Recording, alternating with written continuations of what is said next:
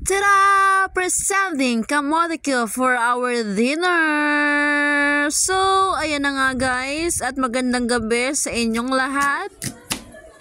Ayan, for today's video, magluluto tayo ngayon ng kamote with love. Si Habi nga po pala ngayon ang nakatoka tonight para magluto ng aming dinner.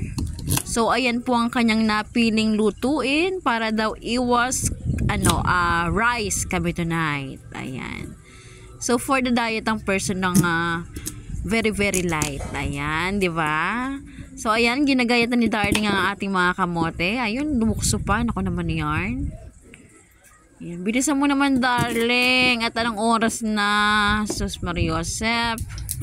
At ayan na nga guys, at ipiprito na natin ang kamote. Ayan, dahan-dahan lang at baka matinamsikan ka ng mantika. Ay nako, ayaw mo pang gumamit ng sandok.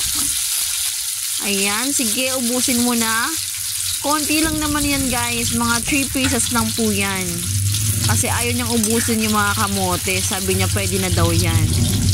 Kaso lang nga, nakakabitin tuloy. Kulang talaga yan guys. Tingnan niyo naman, napaka-konti. 'Di ba? Ayan, sige lang. Bigyan natin ng time yung kamote para maprito at lumambot nga siya ng tuluyan. Sana all lumalambot ng tuluyan. Ayan, prito-prito lang tayo. Yan, feeling ko, ayan, lumalambot na yung kamote natin dyan. Ay, hindi pala, charing. Ayan. Halo-haluin natin ito. Ayan.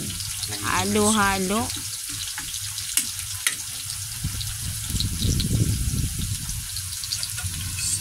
Ang tagal pala maluto ng kamote, no? It takes time. Takes time na naman. Ako naman yan. Ayan. Hayaan muna natin lumambot siya sa mantika. Ayan na. Ano Darling? Malambot na yata yan eh. Lagyan mo na ng asukal. Oh, pwede na yan.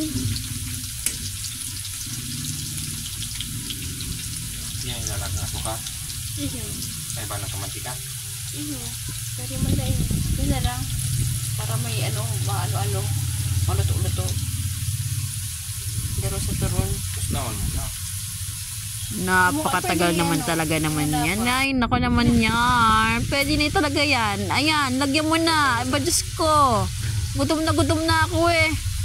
Yan, lagyan mo. Taktak mo pa. Sige, yan. Bilad-burad na nga guys ng sugar. Para sa mas masarap na kamote Q. Mas masarap talaga yung kamote kung lalagyan mo ng kaunting sugar. Kasi yung ibang kamote medyo matabang eh. Katulad ng ganyan, kung walang asukal yan medyo matabang. Pero okay naman, masarap siya. 'Di ba? Kasi niluto daw yun ni Darling with love. China with love. Ayan.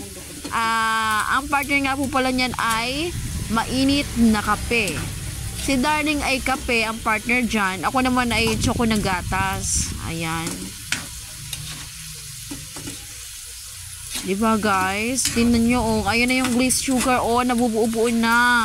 Ay, sarap-sarap naman talaga niyan. Oh, bilhin na kayo guys. 3 piraso, 10 piso. Grabe, no? Napakamahal naman magbenta niyan. Yan. Nabili ko nga po pala yung kamoting yan sa halagang 25 pesos. Ayan, no? Napakamura lang guys. At meron na talaga kaming dinner. 'Di ba? Nakatipid na kami sa rice. And then, tada! Ready to serve na ang ating kamote Q. Ayan guys, thank you for watching. Mwah!